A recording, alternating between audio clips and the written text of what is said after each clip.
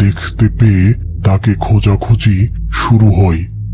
অনেক খোঁজাখুঁজির পর তাকে লঞ্চের পিছনের দিকের একটি দরজার পাশে অজ্ঞান অবস্থায় পড়ে থাকতে দেখা যায়। এরপর তাকে এই হাসপাতালে নিয়ে আসা হয়।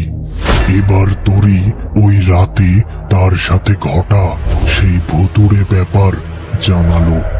উপস্থিত সকলেই বেশ অবাক হলো।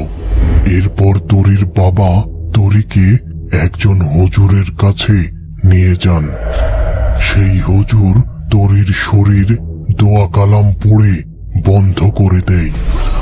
এবার হুজুর বললেন, দেখো, ওই রাতে তোমার বেঁচে থাকার কথা না, তবে আয়াতুল কুরসি পড়ার কারণে সেই পানির ডাইনিটি তোমার কোনো ক্ষতি করতে পারেনি।